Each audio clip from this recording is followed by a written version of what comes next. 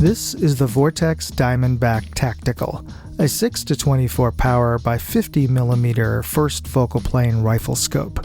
On their website, Vortex describes the scope as a tactical wolf in sheep's clothing, and in this video we hope to find out what the heck does that even mean.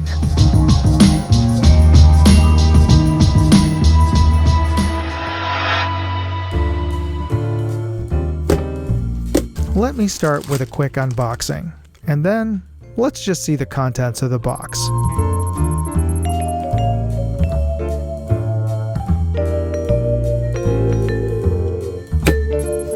This is the Vortex Diamondback Tactical. It is a 6-24 power by 50mm rifle scope, and one of the first scopes that I purchased when I got back into shooting seriously a few years ago.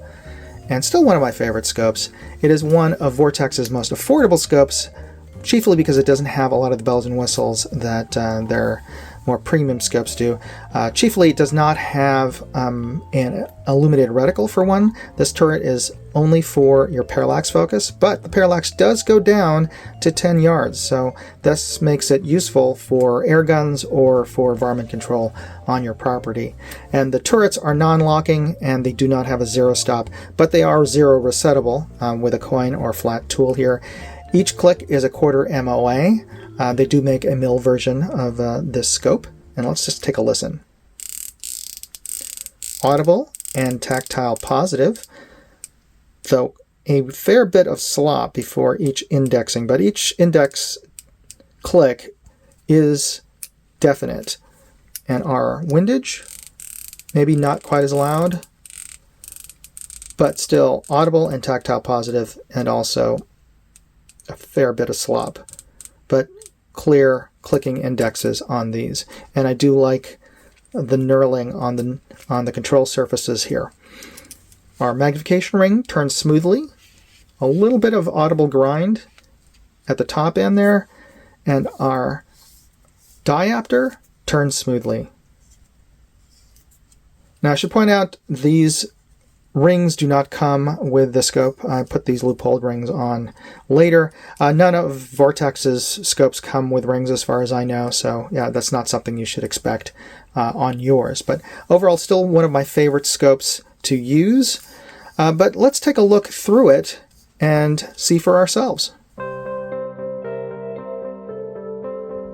We're looking at the peak of Mount Davidson, approximately 1,400 yards away through the Diamondback Tactical. It is the lowest power of 6 to get our best overall image through the glass.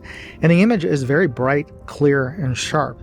In fact, I'm seeing very little, if any, chromatic aberration with my naked eye, maybe just a little bit of purple fringe with the camera here at the edge of the scope image. You can see just that bare hint of it in the shadows of the tree branches and tree trunks as they meet the sky there. And as we increase magnification, we are just increasing all the faults in the glass. So let's take a look at it at halfway, about 12 power now. Still very clear, sharp image with good color balance. And let's bring this up all the way to 24. We've lost a little bit of light, but not too bad. But we can clearly see the trail marker sign at the top of the hill there. That is that white object peeking up above the foliage in the foreground.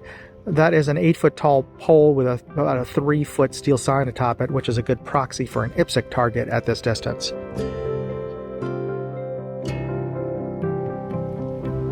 We're at the range looking at our targets at 100 yards at the scope's lowest power of 6.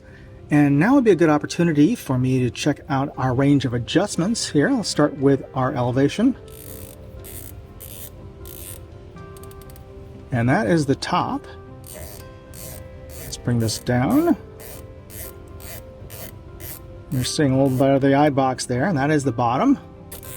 Okay, let's recenter this turret to 0. Now let's check out our windage. And that is the very rightmost.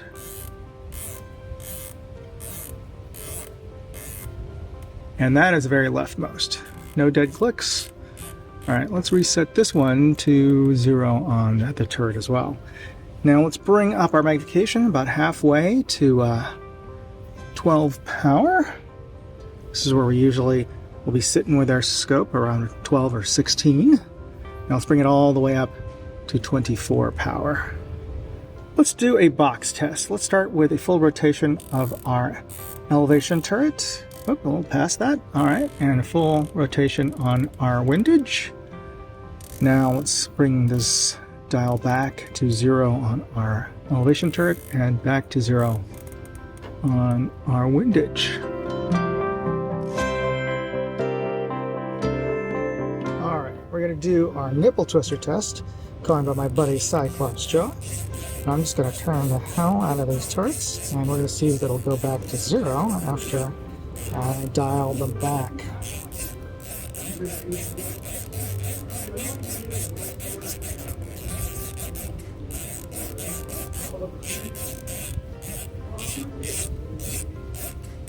Alright, it's about 30 seconds worth of turning. Now let's dial this back to 0 on our elevation. And there we go. 0 on our windage. And we're back.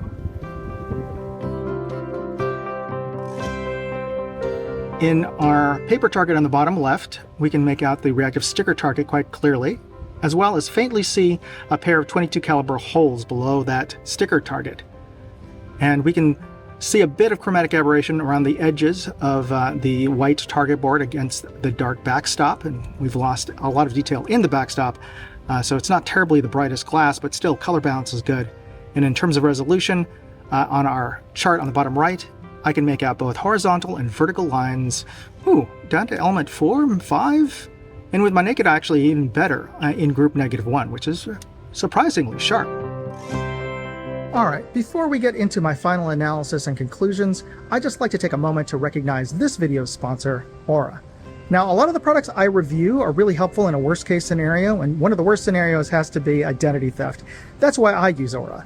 Now, for the cost of a basic VPN, I'm getting more than that. I'm getting credit monitoring, fraud alerts, $1 million in identity theft insurance, plus they've gotten me off of data broker lists. They've been amazingly effective in reducing the amount of junk mail, texts, and robocalls I get.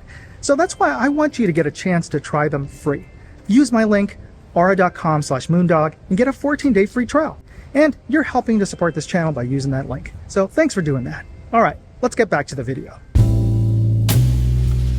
So that's the Vortex Diamondback Tactical.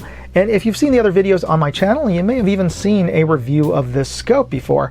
And you may be wondering, why am I reviewing the same scope again? And that's because that was one of the first videos I posted for this channel when I started it 3-4 years ago. And in those intervening years, my testing standards and protocols have improved.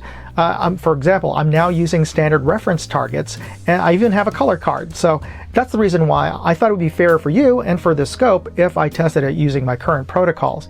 And in testing it again, it really makes a difference because I've noticed things that I didn't before, like the fact that this has a rather unforgiving eye box and notable chromatic aberration. And the turrets, while they do track, feel like you're running playing cards over bicycle spokes. So yeah, but I still consider this one of Vortex's best values in terms of their entire product line.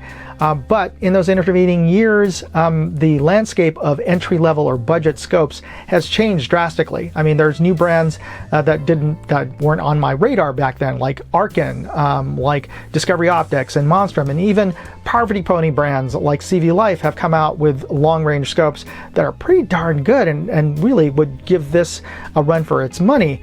But still, in terms of if you're looking for a Vortex scope for Vortex quality, this is probably their best value.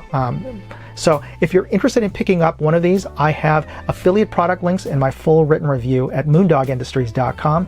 You'll find a link to that article in this video's description. And if you use the affiliate links in that article, you're helping to support this channel. And you can always help by simply hitting the like button and subscribing to this channel if you're not already subscribed. They don't charge you anything to hit that subscribe button and notification bell buttons. And it really does make a difference in terms of the algorithm. So I appreciate you taking the time to press those buttons and to watch this video. You be safe out there. Moondog, out. Hey, I'd like to know what you thought of this video. Leave me a comment or chat with me on Facebook, Twitter, TikTok, MeWe, Instagram, or Locals. And if you want to see all of my videos, go to moondogindustries.com.